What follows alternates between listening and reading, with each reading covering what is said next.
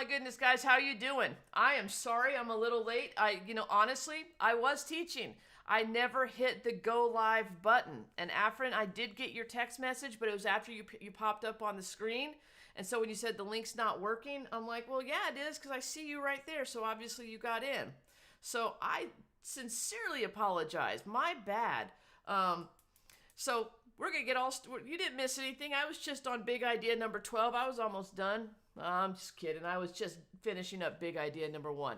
So we're gonna get started here again. I do appreciate you guys' patience with me.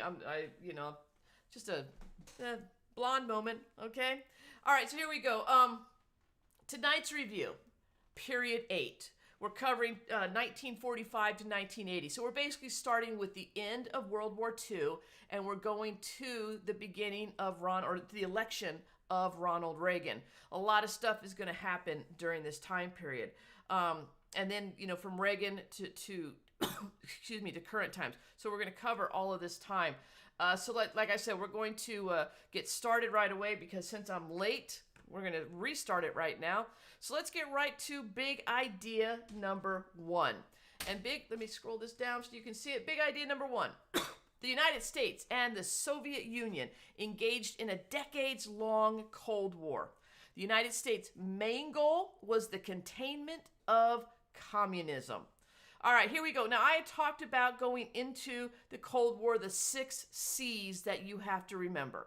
And those 6 C's include Cold War, communism, containment, civil rights, consumerism, and conformity. And if I go back real quickly again to that note guide, big idea number 1, we hit 3 of the 6 right there. Cold War, communism, and containment right there in this big idea. So let's chat about that.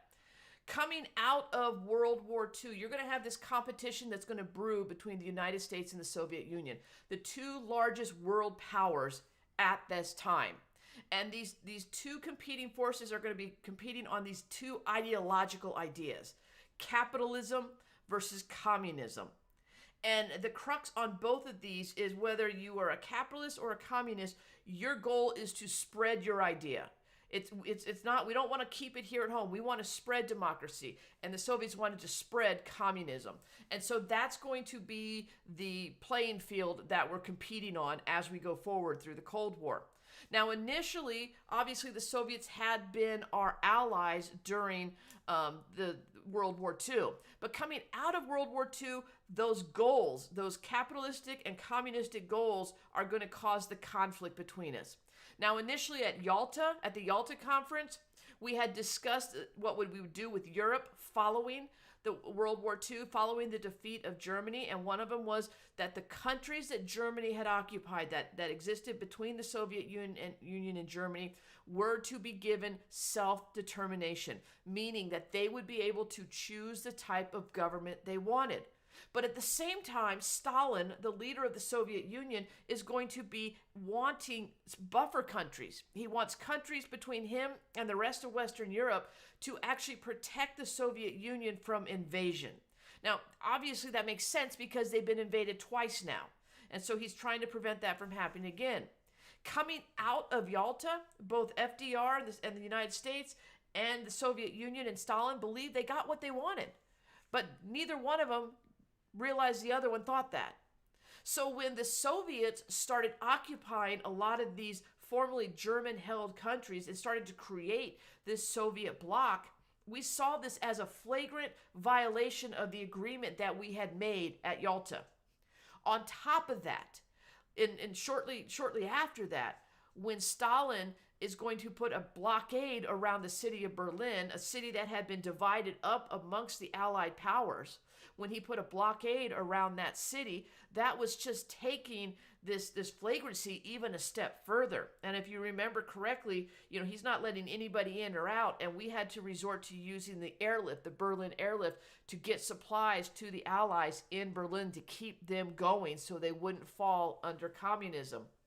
So that's how this whole ideological war gets started. And that's really what it is. I mean, the Cold War, we never see a shot fired between us and the Soviet Union, but we're both using our power in the world to exact what we're trying to accomplish, and that's the spread of our ideas. Now, the U.S. response to the spread of communism is simply containment. This is the policy that we're going to use. We want to stop the spread of communism. And what the name of this policy is called the Truman Doctrine. Truman says we're going to use both military and economic resources to stop communism from spreading anywhere else in the world from where it currently exists. And we're going to see this in play in Greece and Turkey immediately after World War II. And we'll send military aid, we'll send economic aid.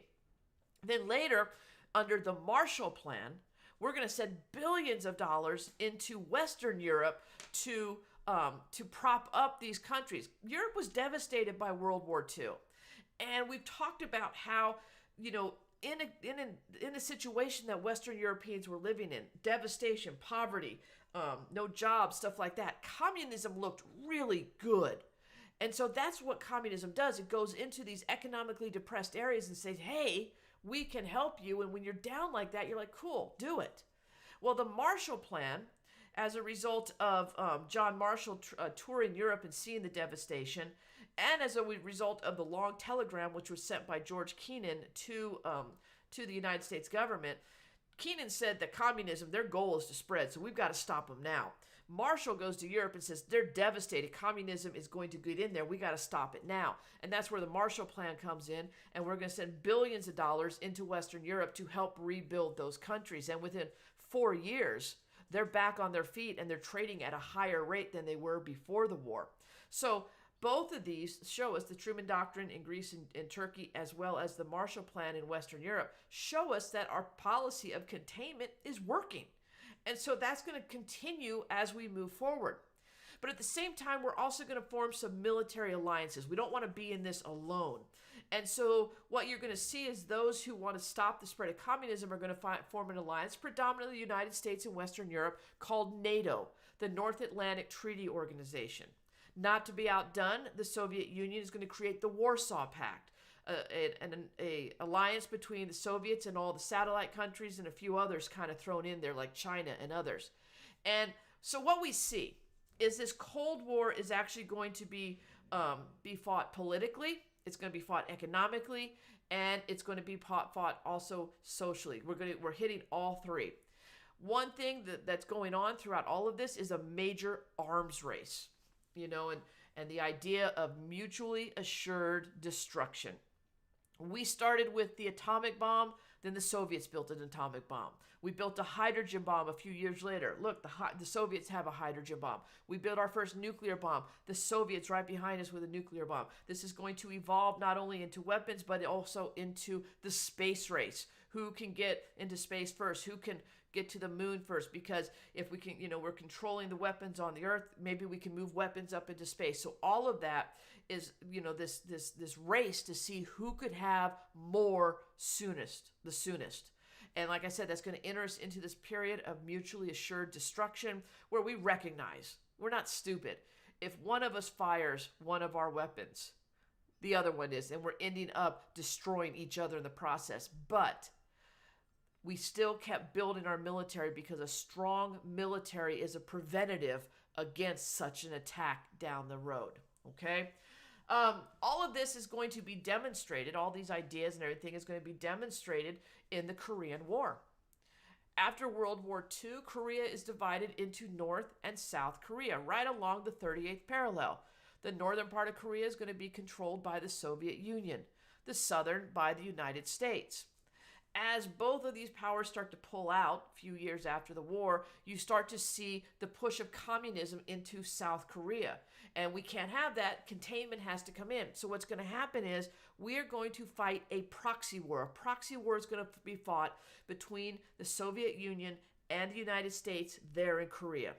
The United States doesn't directly engage in this war. We're going to go through the United Nations. It's the United Nations who are taking forces in to stop the advancement of North Korea. In the end, this war is fought to a stalemate, but it does clearly demonstrate, this idea of containment and how we are willing to use our military and everything to go forward to stop this spread of communism no matter where it goes. Okay? That's big idea number one. So now how do people feel about this at home? Big idea number 2. Americans debated policies designed to expose suspected communists within the United States, even as both parties supported the broader strategy of containing communism. So here's the deal.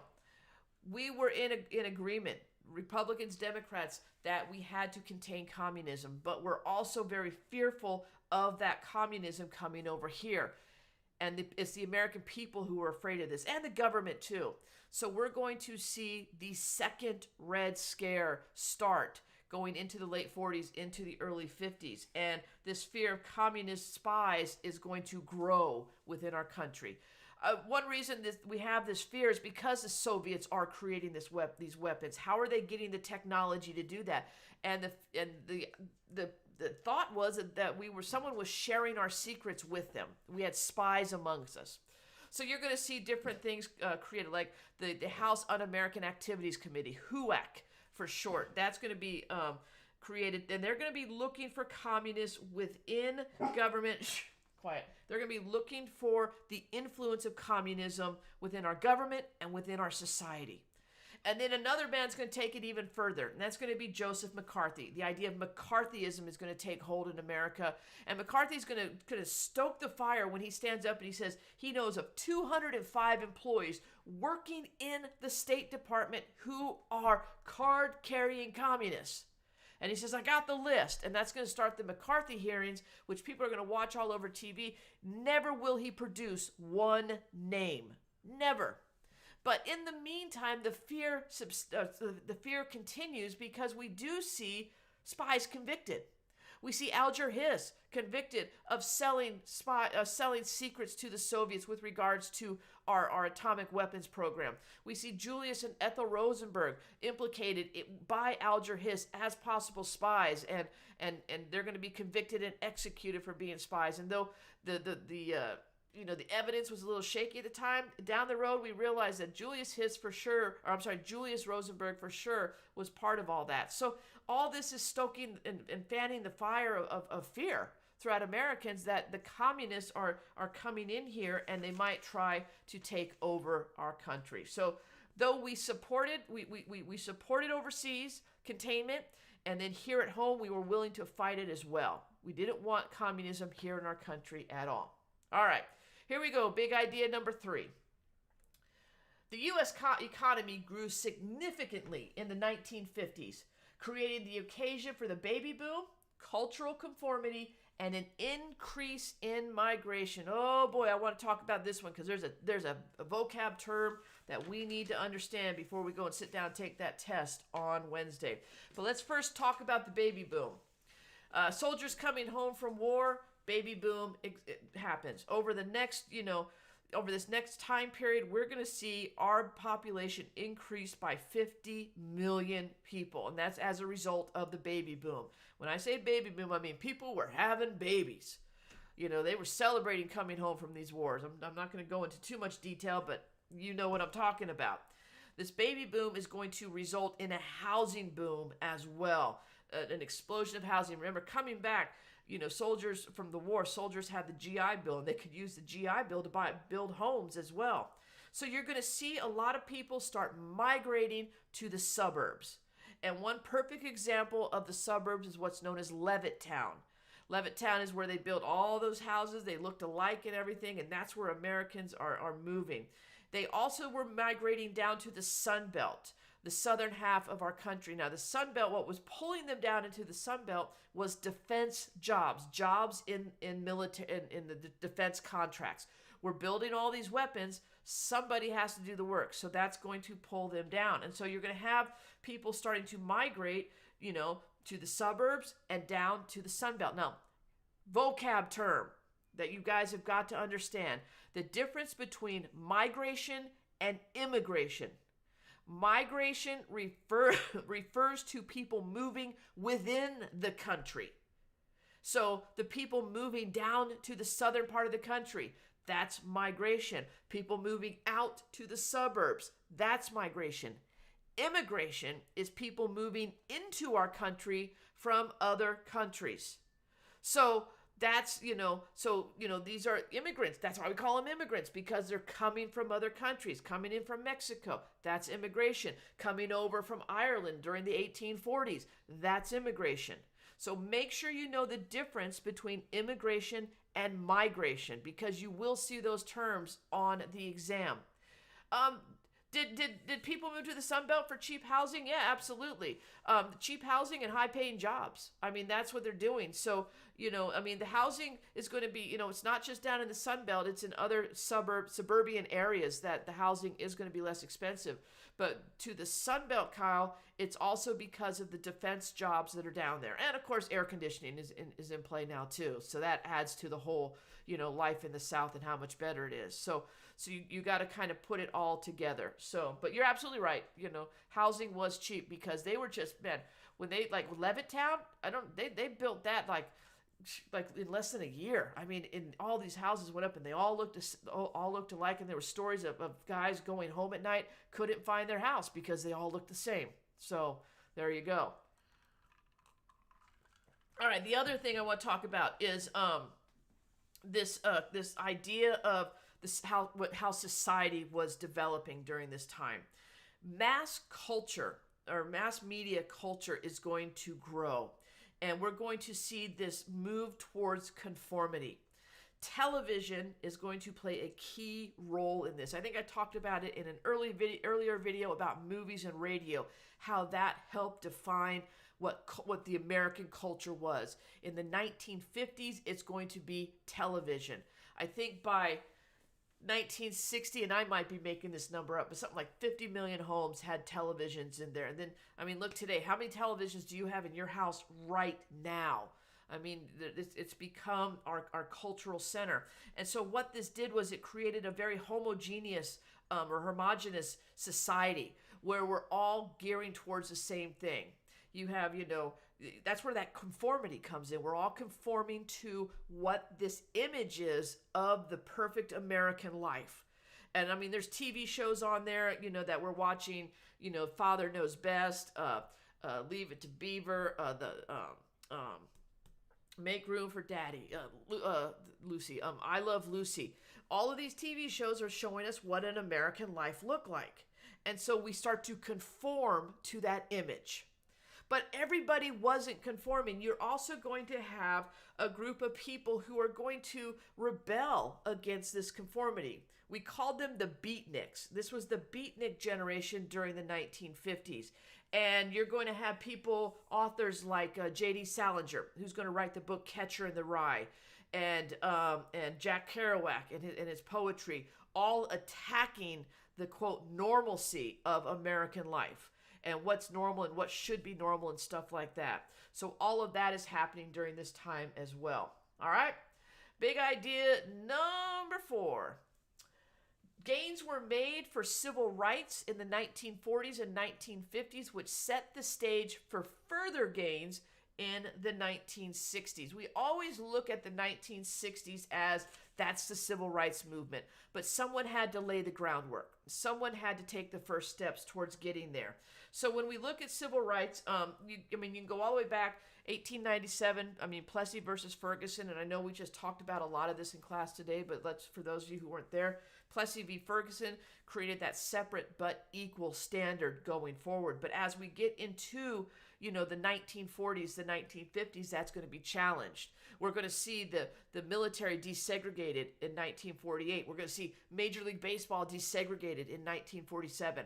And then the key moment is going to be in 1954 in Brown v. Board of Education, in which an argument is going to be made that segregation violated the 14th Amendment. And because of that, Brown v. Board of Education said segregation versus, i.e., Plessy v. Ferguson is not right, and that's not constitutional. So Plessy v. Ferguson is going to be overturned, and Brown v. Board of Education is going to step in. Were the beatniks the same as hippies? No, Afrin, they're not the same, but the beatniks are the predecessor to the hippies. Beatniks are generally seen in the 50s, and the hippies are the 60s, and I'll talk about them here in a little bit. But yeah, that's the progression as you go forward. So Brown v. Board of Education is going to end the separate but equal. But like I said today in class, don't think that all of a sudden everything was desegregated and everything was good. Like I mentioned earlier, it took at least 10 years beyond, or like 1964 and 1965. Schools in the South were still segregated, and I know that for a fact because my mom taught in the South. She taught in Alabama, she and her best friend. And, my mom taught in a white school and her best friend taught in a black school. So there was still segregation in the 60s. So it's going to be a very slow process going forward. But it is process. We're moving forward.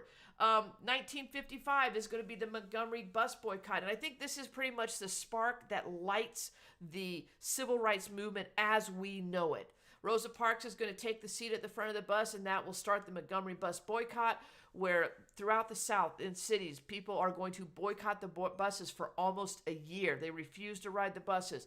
The guy who's leading all this, Martin Luther King Jr., and he is going to ascend to prominence, be into the leadership position of the civil rights movement. So that leads us kind of into big idea number 5, where building on the progress, so building on this stuff I just talked about, the civil rights movement is going to win major victories in the 1960s with significant legislation that outlawed racial discrimination. And like I said, it all started in the 50s, Brown v. Board of Education, but then when we get into the 60s, there's going to be a push for actual legislation to protect the civil rights of African Americans. And Martin Luther King Jr., again, is going to lead the way, and that's going to be the March on Washington in 1963, where Martin Luther King talks about, how he had a dream of black children and white children walking hand in hand, and how this is the America he sees for the future.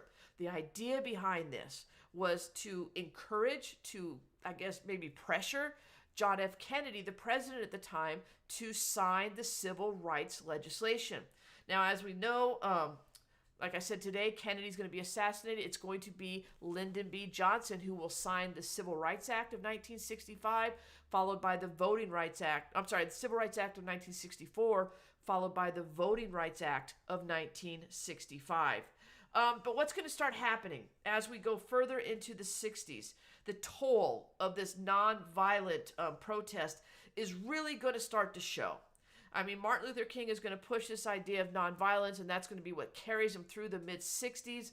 But is progress being made fast enough is the question. And so you're going to have a group of people who just say enough.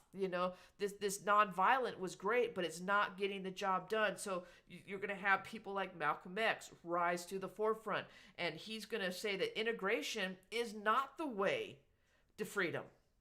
This idea of integrating the races, that's not going to work. We need to have a more militaristic approach to this fight for equality, and segregation actually would work. So he's almost kind of taken the idea of like the Marcus Garvey of the 1920s, but he's adding militarism to that as well. And what he's saying is the violence that we have suffered at the hands of white people for centuries has to be responded with black violence. And that's how we're going to move forward, and that's how we're going to make changes. So there is going to be a struggle within the civil rights movement going forward. But the civil rights movement doesn't just die off. It's a continuum, and you're going to see this grow and take different directions as we go along. All right, big idea number 6. Go to the next page. Kind of jumping all over here. Worldwide post-war decolonization was the occasion for increasing Cold War involvement for both the Soviet Union and the United States. As you guys know, the race for Africa, the race for Asia, there's been a race for colonization for years. And what we're going to start seeing happening going into the 1950s and 60s is decolonization. These countries gaining their independence, breaking themselves away from the colonizing power. And what you're going to find is a lot of these countries are going to need help. They're going to need assistance building on their independence. And both the Soviet Union and the United States want to step in and try to help them. And this becomes another part of the competition between our two nations during the Cold War. Now, the United States is going to get involved in several different areas. We're going to, stay on our side of the world first. Guatemala, Nicaragua are two areas that we're going to look at. Guatemala, we have a lot of business investments down in that area, a lot of companies and stuff like that.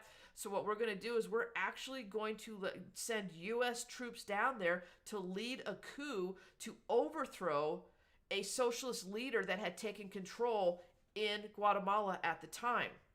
And then another one that we're going to get involved in the Middle East, in the Middle East, is in Iran, where the CIA is going to go in and they're going to train and help overthrow another socialist leader that wanted to nationalize the oil industry in Iran. And if you realize that how important oil is to America at this time, we're no longer energy independent. We're dependent on Middle Eastern oil. And so when you start seeing countries trying to nationalize it, meaning that country is taking control of that oil, that is going to have a direct effect on us. And you're definitely going to see that, as we go into the 2000s with Kuwait and stuff like that. So this is what's happening, and that's why we're going to send the CIA into Iran to actually, help overthrow that government, and we're going to put in place a new leadership, the Shah of Iran, that leadership that's going to work with America. Now, where you're really going to see this happening, this decolonization process and the competition between the United States and the Soviet Union, it's going to be Vietnam. Vietnam had gained its independence from France. Remember, it had been French Indochina up until about 1954. 1954, it's going to gain its independence and put a mirror up to Korea, because the same thing is happening in Vietnam. We're going to split Vietnam between North Vietnam and South Vietnam. And North Vietnam is going to be taken control of by Ho Chi Minh, a communist leader. And so basically what's going to happen is Eisenhower at the time, though he's not going to send troops, he's going to pump a whole bunch of money into South Vietnam to help them protect themselves against the expansion of communism into their country. He's got like $1 billion he's going to send over to Vietnam and to prime that pump to help them out over there. Now, Eisenhower, like I said, is not going to send troops over. He is going to have to deal with also a communist ruler down in Cuba. We're going to have Fidel Castro is going to take control of Cuba, and Eisenhower's like, we got to deal with that too. But nothing militarily is going to happen with Eisenhower. But before he leaves, and you might want to jot this down, before he leaves in his farewell address, Eisenhower is going to warn the United States about the possibility of we are creating a military industrialized complex, or a military industrial complex. And what this is that our industry, our private industry, has gotten so close to our military sector that they're almost connected, where we're not making military decisions until we know the condition of our industry at this time. So can we afford to make a military move? What effect will that have on our industry? And that's a dangerous place to be, because what that's going to do is that's going to, you're starting to see your government and your private sectors coming together. And in a democracy, they need to operate separately. So Eisenhower is going to warn us against that. He goes, this is the direction we're moving, so be very careful. But meanwhile, we still have a problem brewing in Vietnam. So let's get to our next big idea. And our next big idea is number 7. The Vietnam War was fought under the rubric of communist containment. And it created deep divisions among Americans about America's proper place in the world. All right, guys, let's talk about the Vietnam War. Vietnam War is predominantly going to be fought under JFK and Lyndon Johnson's presidency. It will come to an end under Nixon's presidency. It got started under some auspicious events in the Gulf of Tonkin. there is going to be a claim that American ships, 2 American ships, were fired upon by North Vietnamese either aircraft or other North Vietnamese ships. And this Gulf of Tonkin um, uh, incident is going to lead the U.S. Congress to pass the Gulf of Tonkin Resolution, which in essence gave Lyndon Johnson a blank check to fight in Vietnam. Now, there's a big question about this because you got to remember the Constitution doesn't allow a president to declare war. The Constitution doesn't allow a president to write checks to pay for a war. Yet the Gulf of Tonkin Resolution is going to give that power to Johnson. And there's a lot of questions when we look back at Johnson's presidency. Did he abuse that power in Vietnam? Because what we saw under Kennedy was we didn't send in troops to Vietnam to fight, but we sent in troops to be advisors. So we sent these military advisors into Vietnam to help the South Vietnamese prepare for a possible war with North Vietnam. Under Johnson, we're going to start seeing these escalating moves towards sending troops in. And with the Gulf of Tonkin Resolution, he's going to institute Operation Rolling Thunder, where we're actually bombing North Korea for over a 3-year period. He's going to start sending more troops in. And like I said, it's going to be an escalation every single year, kind of step by step by step. Let's just keep sending troops in. And I mean, in 1965, I think we started under Kennedy with like 16,000 advisors. By 1965, we have 200,000 troops on the ground. By 1966, we have 400,000 troops on the ground. And so we keep seeing the escalation of our involvement over in Vietnam. So what we're going to see happening is while that's all happening over there, meanwhile here in America, we have our own challenges going on. I mean, the civil rights movement we're right at the height of the civil rights movement. So we're seeing a lot of that going on and, some discord and some challenges with that and everything. But we're also watching the Vietnam War live on TV. Vietnam is going to be the very first televised war. And so Americans are going to be sitting at home at night with their TV trays in front of them, with their TV dinner sitting on those trays, and they're just going to be eating dinner, watching the news, and watching coverage coming from Vietnam.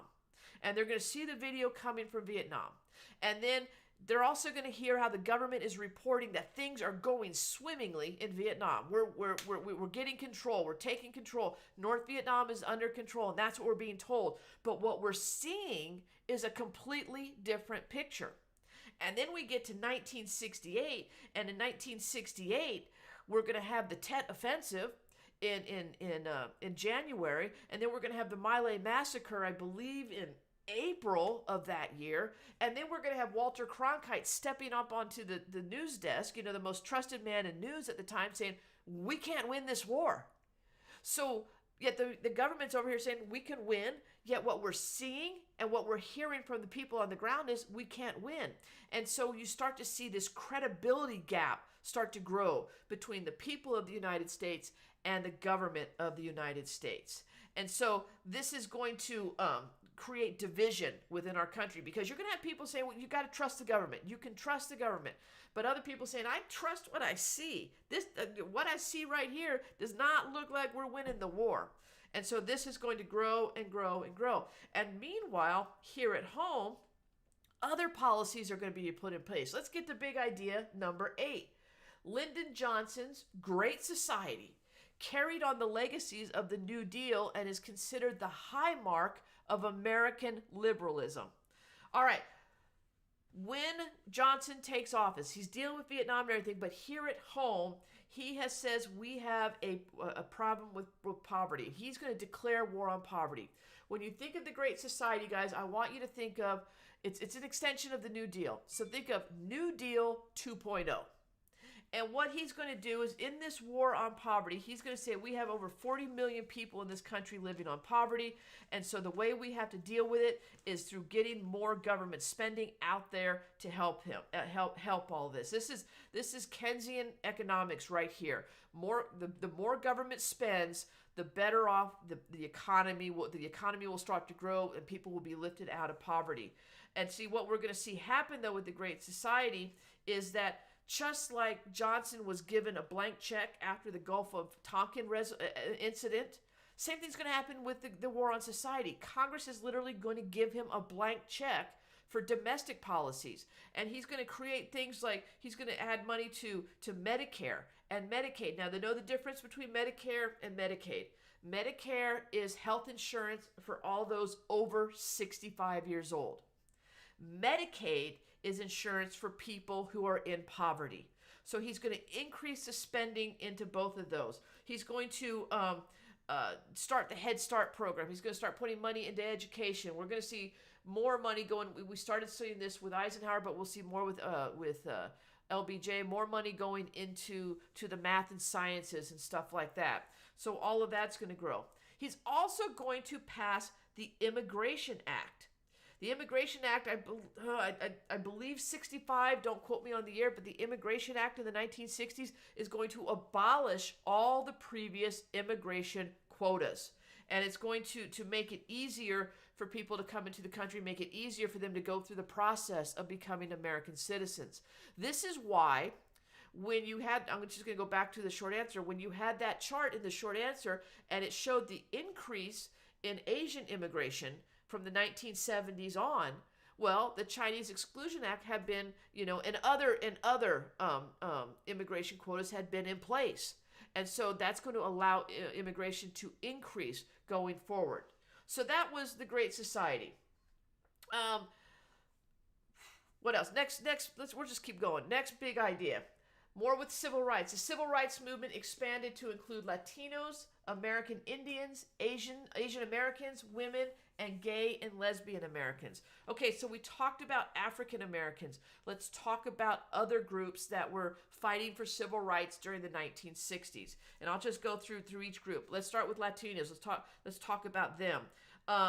You had seen over time that the Latino laborers in America had been exploited, had been receiving lower wages, and you're going to see Cesar Chavez is going to rise, and he is going to start fighting for collective bargaining rights for the farm workers of America, and he's actually going to be successful in getting those collective bargaining rights, which is going to increase wages of Latino Americans working in the agricultural fields.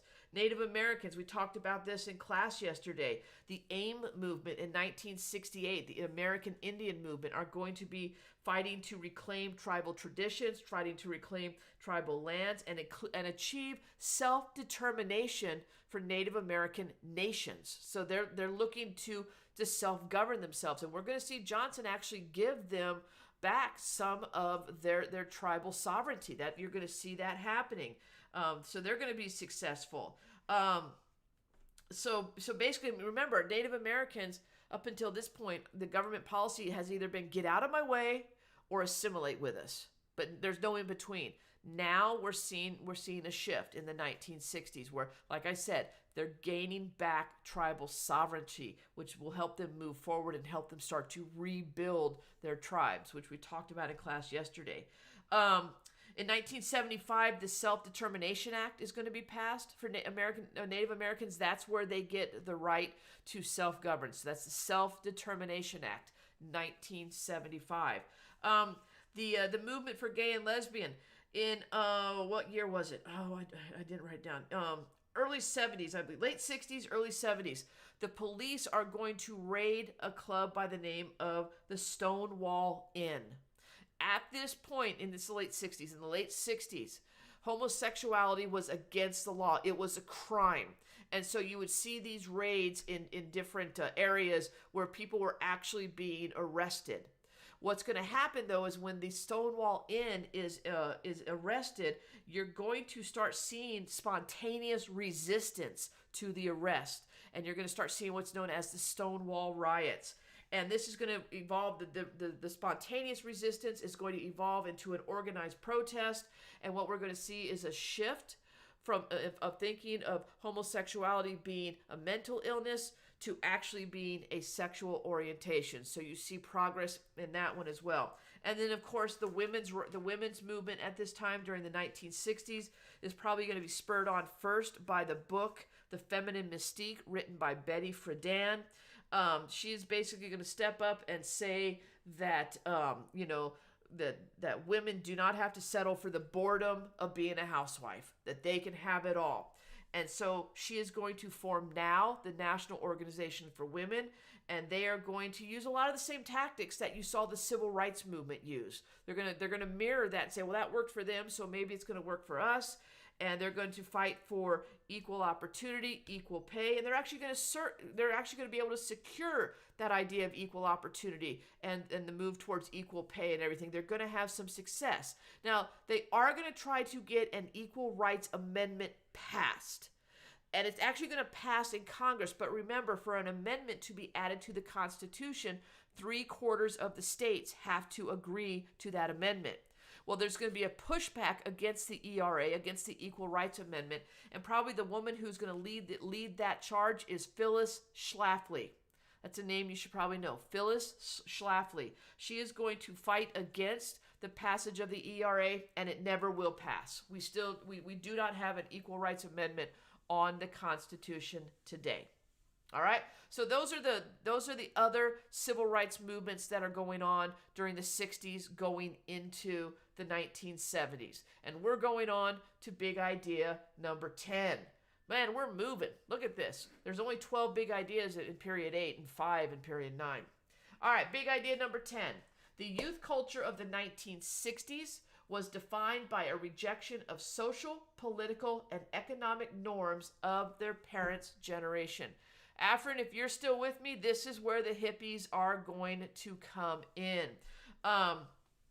Basically, you're going to see the young people of the late 60s start to overturn the cultural norms that are going to be developed during the 1950s, that conformity.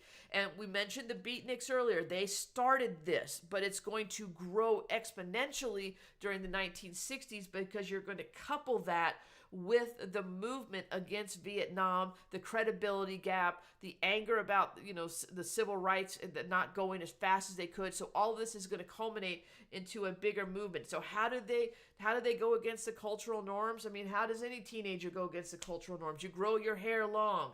You wear clothing that's completely different than your parents. You start talking about things like free love and drug use is going to start going up. And this becomes the counterculture of the 1960s, also known as the hippie movement.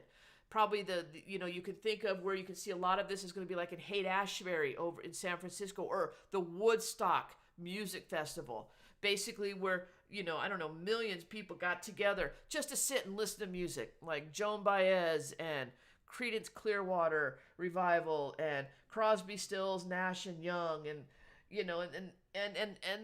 that defined the hippie movement of the time. But it was the drug usage is going to be what's going to bring this to an end. You can only carry that on for so long, and that's going to, when we move into the 70s, you're going to start seeing that culture start to die off. But it definitely broke that chain of conformity that was continuing from the 1950s and all.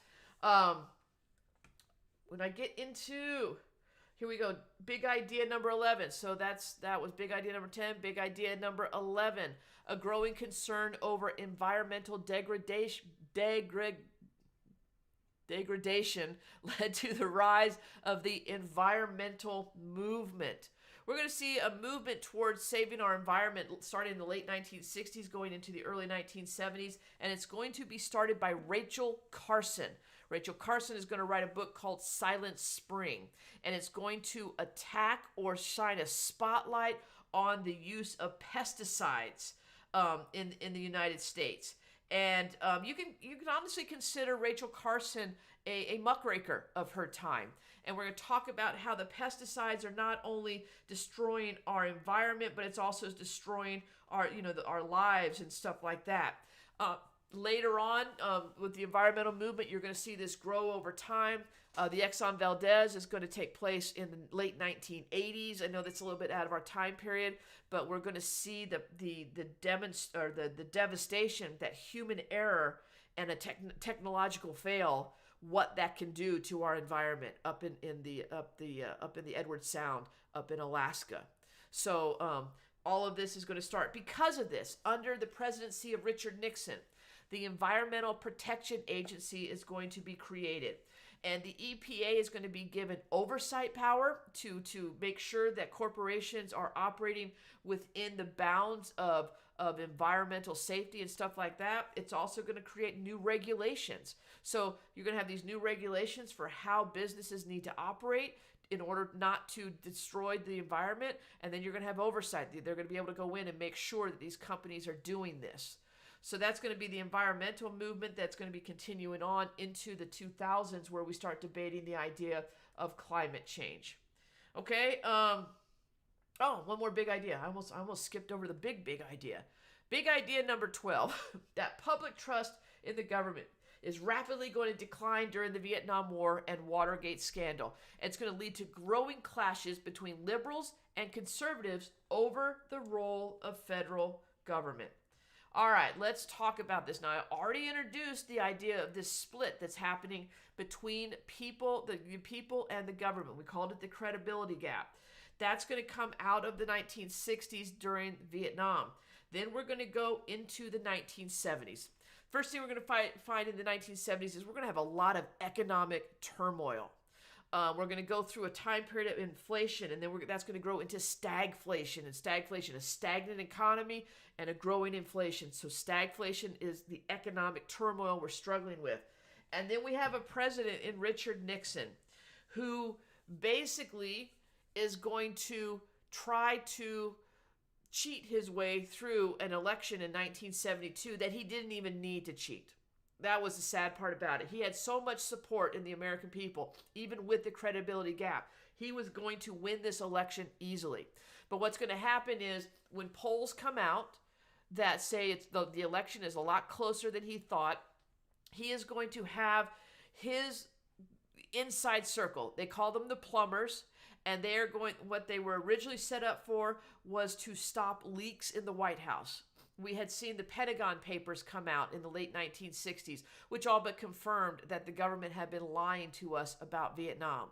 But Nixon worried that someone was leaking information out, so he's going to hire these men to come in and make sure all the leaks are stopped up in the White House. They were nicknamed the plumbers. But with the election of 1972, their role in the White House is going to shift. And what's going to happen is they're going to be caught breaking into the Watergate building, which was the home for the Democratic National Headquarters, the Democrats' National Headquarters. And what they're trying to do is plant bugs, listening devices within the Democratic National Headquarters, hoping to get information or something to give them the leg up going into the election. They're going to be caught. Nixon, of course, is going to try to cover it up. He's going to say, no, I knew nothing about it, but the tapes are going to prove that he probably did know about it, and so that's going to hurt him. The Watergate scandal is going to lead to him having to resign and or face impeachment, and he would have been impeached for this. The other thing we're going to see during this time is this standoff between conservatives and liberalism. We're coming out of the 1960s from a presidency under Johnson when liberalism was running strong. And now that we're moving into the 70s and even into the 80s, especially the presidency of Reagan, but we'll talk about that in a minute, we're going to start seeing this conflict growing. One of the main stages that this conflict between liberalism and conservatism is going to be fought is in the Supreme Court of Roe v. Wade. Roe v. Wade is going to legalize abortion under the argument of a woman's right to privacy. And so this is going to upset the Christian, the Protestant and the Catholic Christians in the United States. And it's at this time they align themselves with the Republican Party. And so you're going to see this alignment grow into this idea of new conservatism.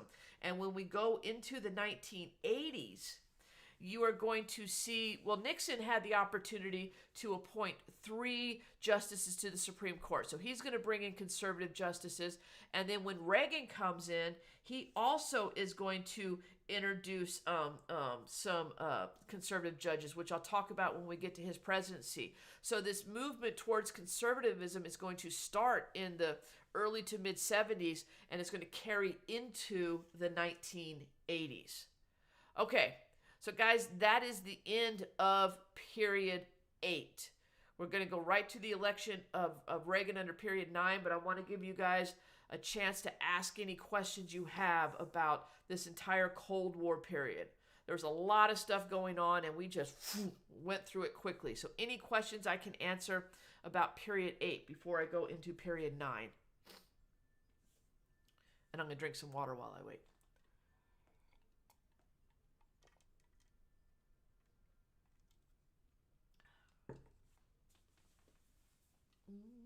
Oh, there we go. What was the name of one of the groups that went against Roe v. Wade? Kyle, I'm going to be honest. I'm not sure that I know an actual number of groups. You're going to have well, it's primarily the Christian right that's going to be going against them. And I know what you're talking about now. I'm trying to think of the name, and for the life of me, I don't remember. Kyle, I'm going to have to get back to you on that one because I'm drawing an absolute blank on that.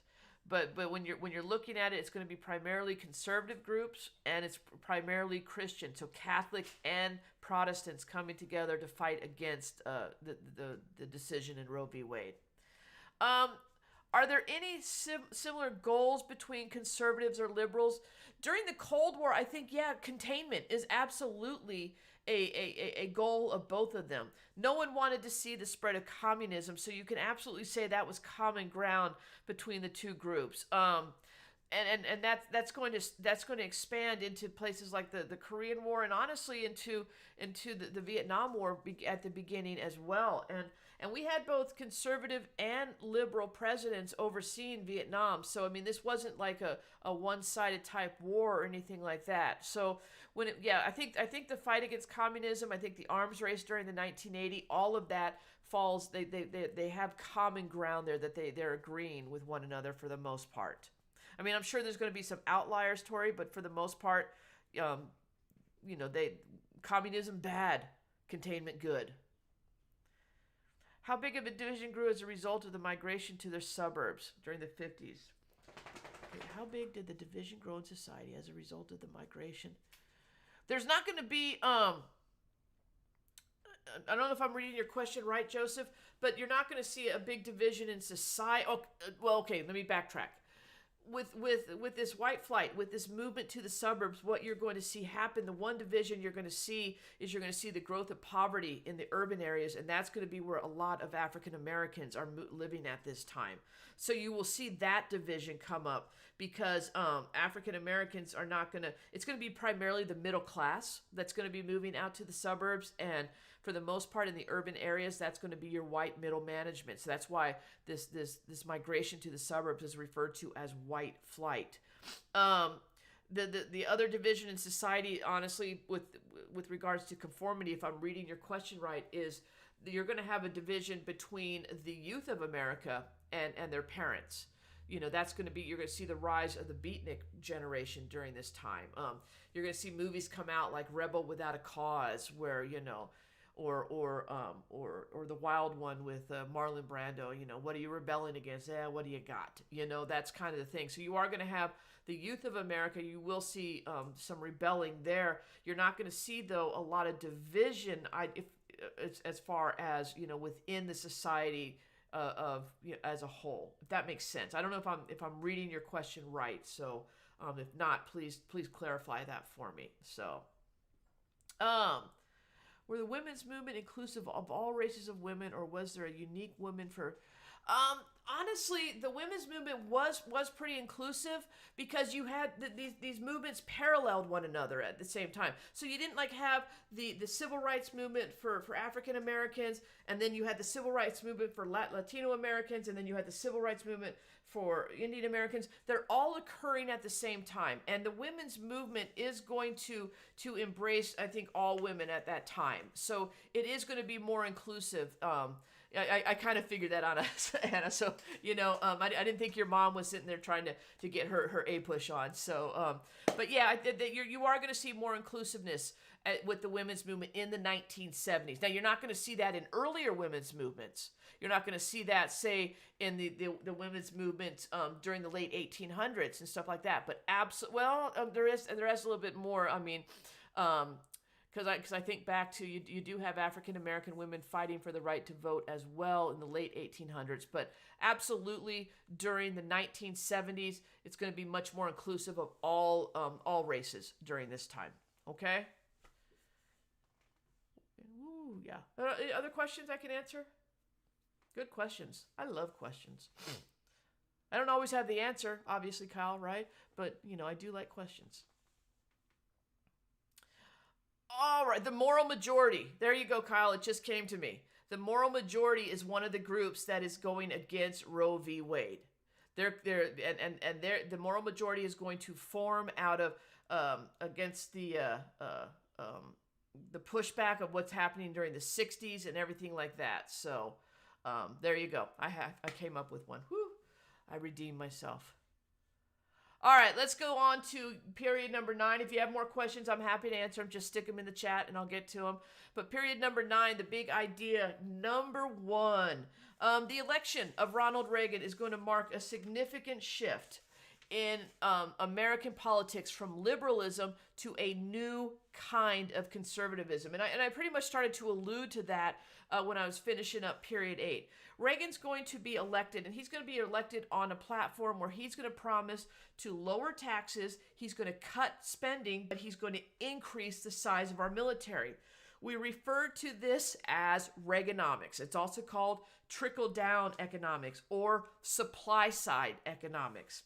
And the idea is if we decrease taxes, we remove regulations, you're going to see prices go down and spending go up. And as spending goes up, the economy will improve. So when you compare Reaganomics or the conservative economic policy to the liberal economic policy, liberals like Keynesian economics, where they believe that the more money that the government puts into the economy, the stronger the economy will come. Whereas supply-side economics, or Reaganomics at the time, is going to say, no, the more people are spending, that will grow the economy. So Reaganomics is going to say, let's cut taxes so people have more money to spend. And so they're putting an influx of cash into the consumer's pocket on this end. Whereas Keynesian says, let's spend money to create more jobs, and then they'll have more money. So it's two completely different viewpoints of how it's going to work. And Reagan he absolutely reduces government spending. He's going to cut back regulations, and he's going to actually reduce some of the programs that were put in place by both the New Deal and the Great Society and stuff like that. But here's the problem.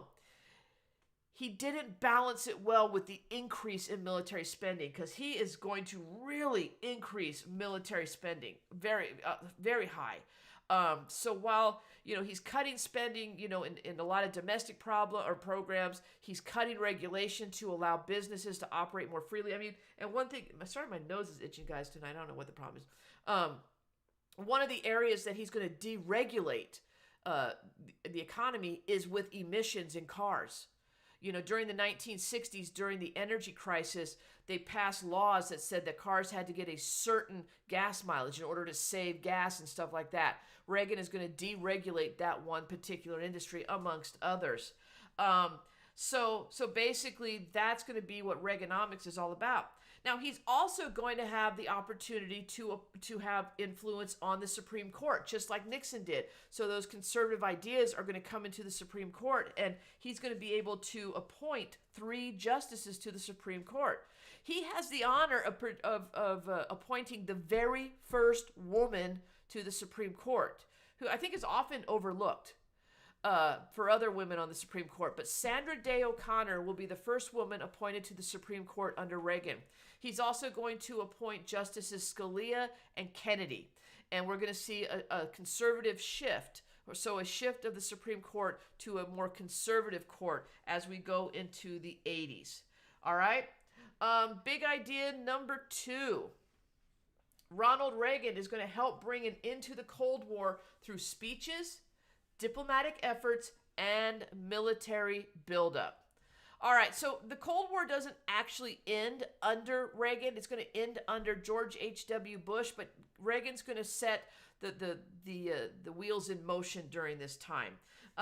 There's going to be more military intervention. We talked about that earlier with both in Guatemala and in Iran. Well, we're going back to Iran.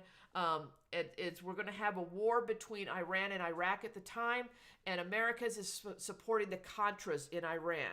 And we're going to start selling weapons on the side to them.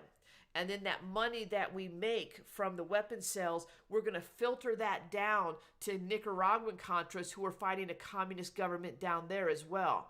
Now, the government, the legislative, the House, the Congress, they had said that we're not going to send any more money to these Contra groups, these groups fighting against communism. So we're not going to fund them anymore. So this whole issue of us selling weapons for money to fund Contras on the side was seen as just kind of shady.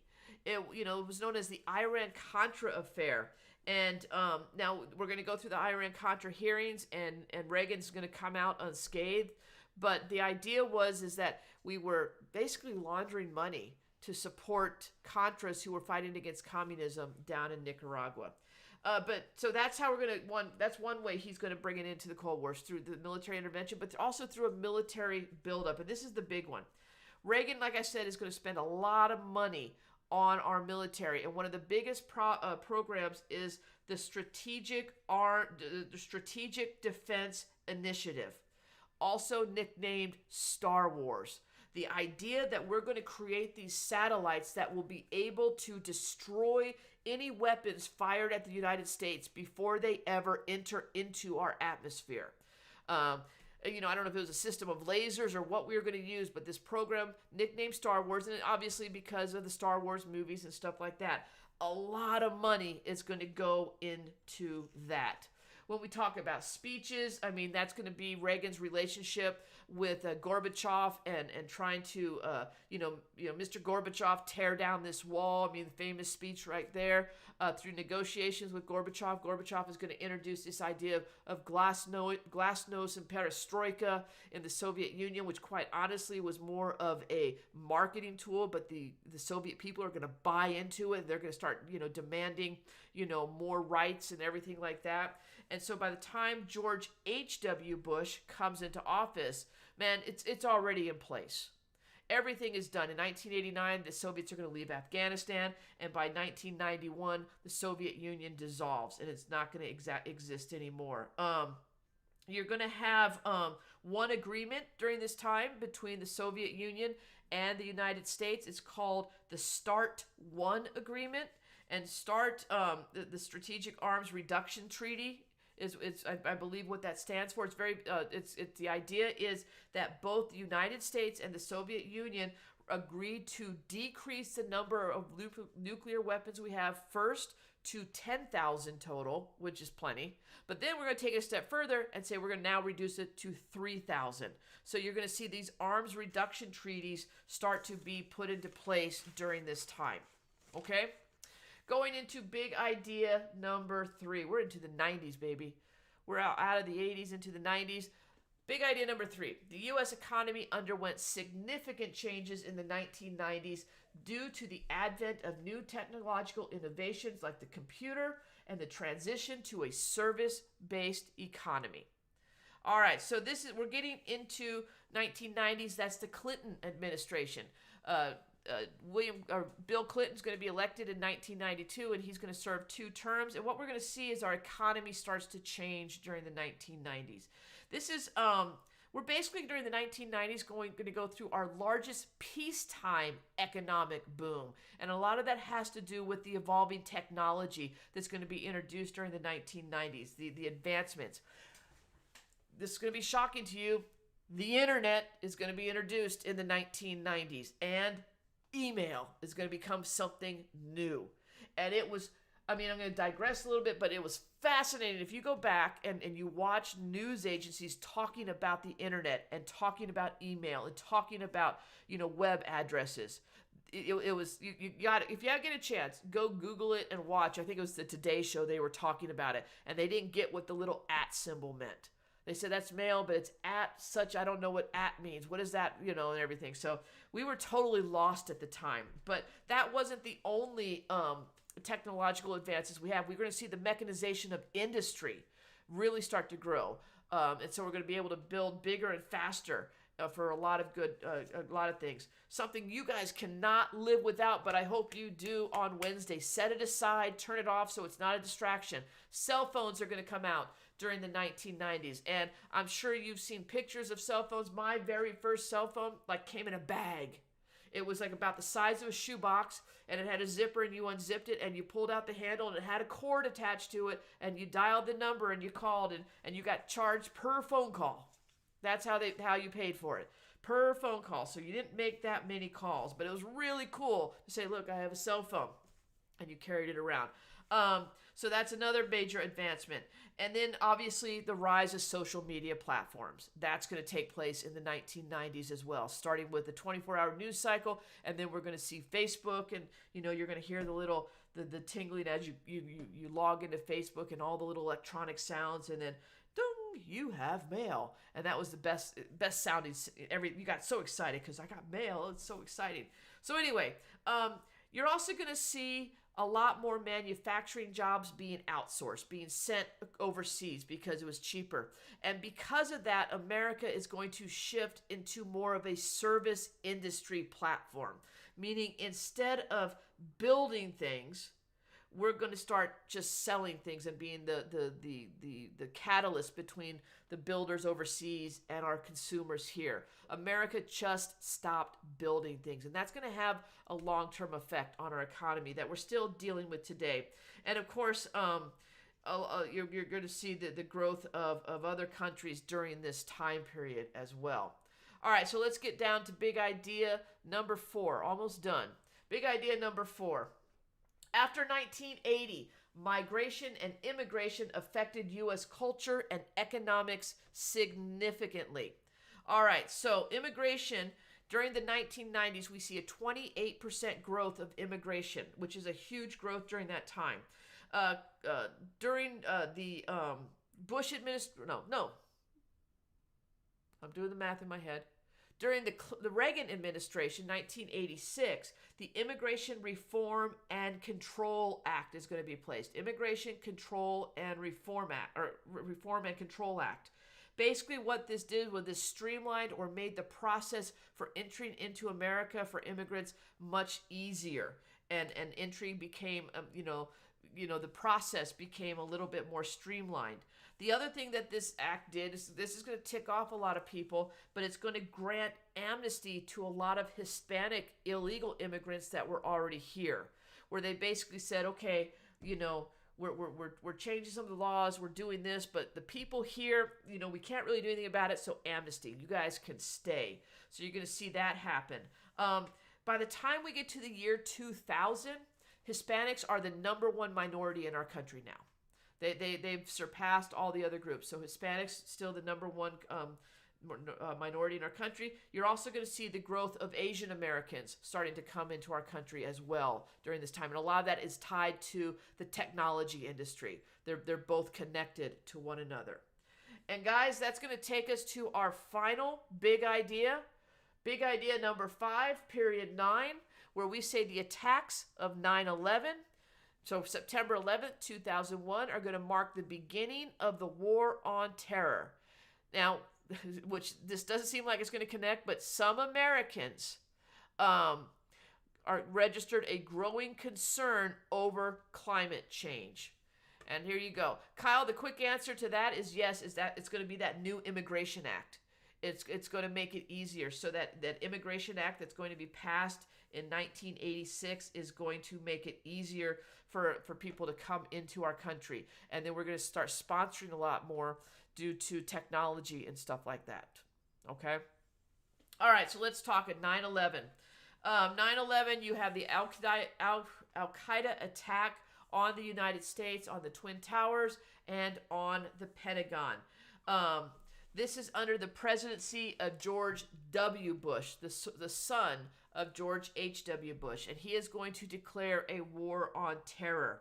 We are initially going to go into Afghanistan, where we're going to topple the Taliban very quickly there. But we're going to have a very difficult time nailing down the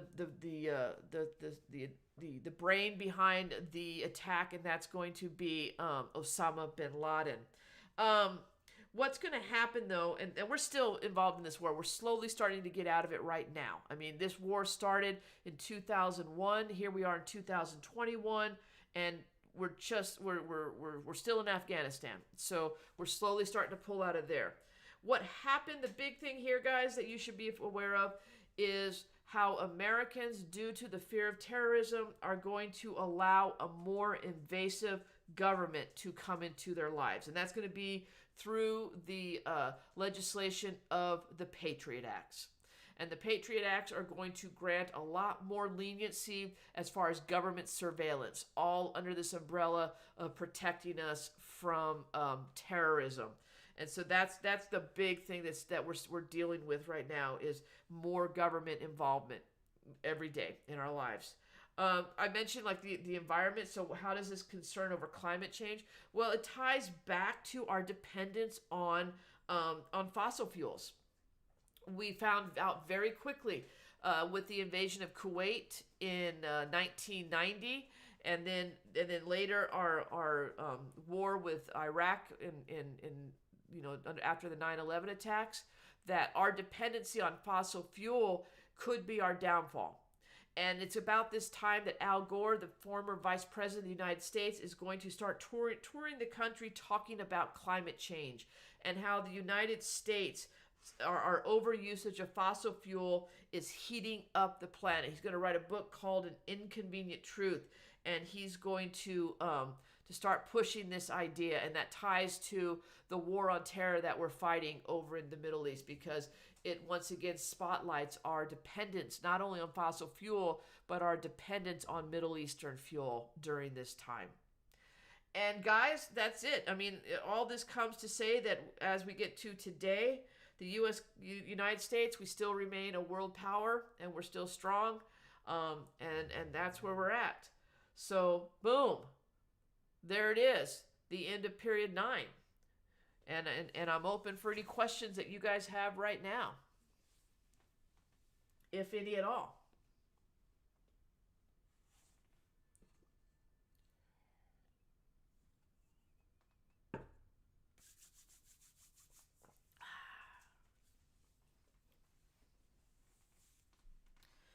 I'm going to start talking. So if you have questions, feel free to throw them in there. But here's the thing, guys. As I mentioned, I think I mentioned it at the second beginning. I know I mentioned it at the first beginning when I forgot to hit go live, but I am considering doing a Q&A session tomorrow night here on YouTube. It'll probably be a private session. I don't know that I'll do it public. Well, I don't know. I might do it publicly, but I want you to consider whether or not you want me to do that. I do have a couple questions coming through. Whoa, sorry. My phone just went crazy on me. A couple text messages. Let's see what I got here. All right. Anna, I'm sorry. When you asked, I missed your question when you asked me about Korea. I'm going to try to answer it right now. So I was asked, did the U.S. not have any of their own military enter Korea? We did have our own military go in, but it was under the command of the United Nations. But it was MacArthur who was commanding the United Nations troops. And then, so technically, our troops went in there, but we also technically did not lead the charge. We were following the command of the United Nations, is who we were representing. Um, uh, okay, so there's that question. The next question was Al Qaeda affiliated with Iraq? Yes, they were. That's what we believe they were. Al Qaeda is the same, along with Osama bin Laden. We believed that they were working together. Did we have definitive proof? To be honest, I'm not sure that we did, but we did believe that Iraq was housing terrorist organizations. And remember, Bush declared a war on terror. It wasn't a war on Al Qaeda. It was a war on terror. Let's see. Was there any major shift during the time to getting oil from places like Russia or Latin America because of the embargo on oil in the Middle East? We didn't really have any of that set up at that time. And if you remember correctly, Latin America, Venezuela was part of OPEC during that time. So as an original member of OPEC, we're not going to get oil from them. And getting oil from the Soviet Union, we're in the middle of the Cold War. Why are they going to give us oil unless we pay the high price? So that's why we had a shortage. We had the Middle East, and that's where we were getting our oil. And we had oil here, but we had cut back our production here in order to pull it from other places in the world. Okay.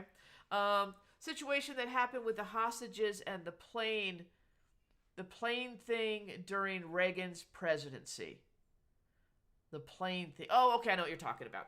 All right, so the hostages were taken. This was in Iran. This was during the presidency of Jimmy Carter. You have Iranian terrorists who are going to overthrow the government. They're going to stage a military coup. They're led by the Ayatollah Khomeini. And what's going to happen is they are going to overtake the U.S. Embassy and take hostages. They're going to take the embassy workers hostage because they're mad at the United States for several reasons. But number one, because of, we had, allowed the Shah of Iran to come here to America and then they are also mad about the American influence in the Middle East because of, different things. And so they're going to take our embassy employees hostage. They're going to hold them there, and because it was Carter who was going to allow the Shah of Iran to come here, they're going to hold him responsible, and so they're not going to give him the credit for the release of the hostages.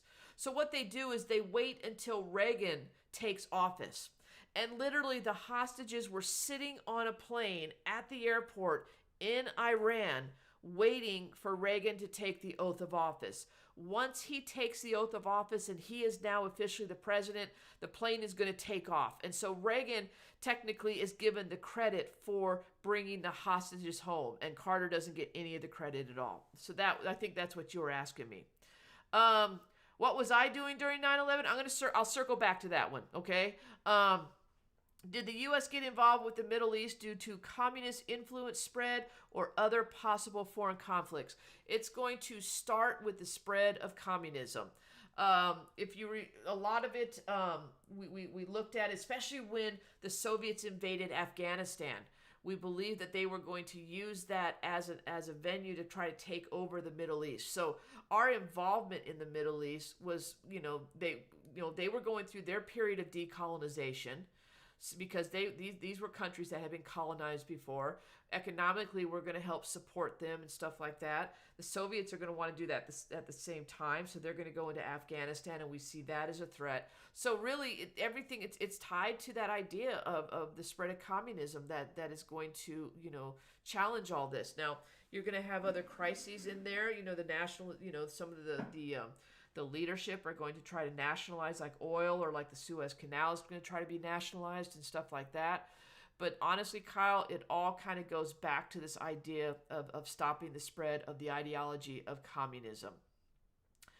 If Reaganomics focused on tax cuts, which certainly do benefit production and job creation, why not complete the cycle of tax cuts and give cuts to all tax brackets? Well, for the most part, Joseph, they did.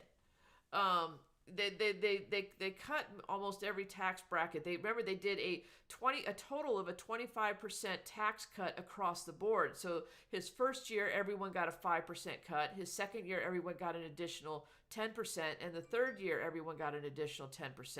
So he did cut taxes across all tax brackets. So I don't know if that's what you were talking about, but that was the idea. And I think, that's why we still have arguments today of tax cuts when, the higher brackets get they get the cuts as well. It does benefit everyone according to this theory. Some argue loss in federal revenue, but theoretically this will be made up as individual incomes soar because of higher wages and yeah, exactly. You're absolutely right. When you cut taxes, people are going to say, well, the government's not making as much money. But what's going to happen is people are going to start spending more, which is going to drive up production. As production grows, you need more employees. That means you have more employees contributing to the coffers of the federal taxes. More people paying taxes is going to get you probably more money than a few people paying high taxes. And that was the idea behind Reaganomics. And you're right. And Americans will still have have more money to spend because of the tax cuts. When people get tax cuts, when businesses get tax cuts, and you can take this all the way back to Andrew Mellon in the 1920s, is that when people and companies view that they have more money because of a tax cut, they're naturally going to spend more money. But when you raise taxes, we have a tendency to want to hold on to everything and go into savings mode. And so that's what Reagan was playing off of, is this tax cut is going to just psychologically lead people to start to spend more money, which is going to increase our production cycle. And that was his plan going forward. Okay? All right. Where was I? Where was I during 9/11? When I heard about the first attack, I was sitting in a drive-thru at McDonald's ordering breakfast. I lived in Cheyenne, Wyoming. I was running my father's auto body shop. By the time, in the 10 minutes it took me to get my breakfast, I went from hearing about the attacks, thinking it was just some small plane that flew into the towers, and thinking, what a doofus. How can you not see the towers? How do you run into those? And within 10 minutes, I got to my dad's shop where I went to work, and we realized at that point it wasn't just some small plane. I was thinking like a small Cessna, but instead it was a actual commercial jetliner. And in a short period of time, I mean, it just went quick. The receptionist in our shop lived very close by. She had a television that she could bring in, and this was a time when you could get antennas and you can get all the TV stations that way. She brought her TV in, and we were able to turn it on right as we saw the second plane go into the second tower. And we just that was our experience, and the entire day was just glued in front of that TV. And the moments the towers came down, you really,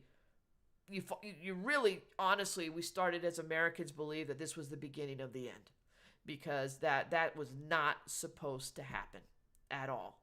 And the anger that you felt and the fear that you felt, because what has been going on over there, in the Middle East, was now happening here, and that just wasn't supposed to happen. So that's where I was on 9/11. Any other questions, guys?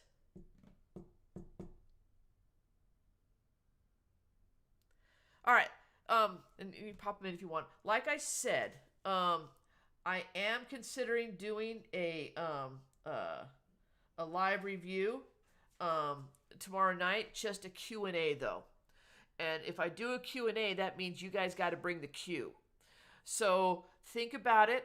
Let me know tomorrow. If I do it, it'll probably be around about 8 o'clock tomorrow evening.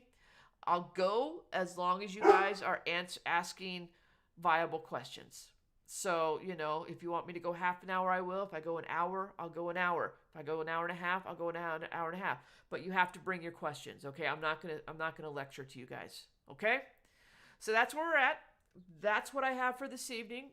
Hopefully this helps you out. I appreciate those of you who have been here every night and throwing questions at me.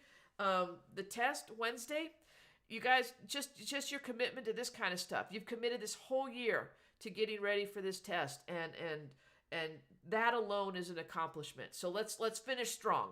And if I can help you again, let me know. And other than that, you guys have a fantastic evening, and we will see you tomorrow. All right? Bye-bye.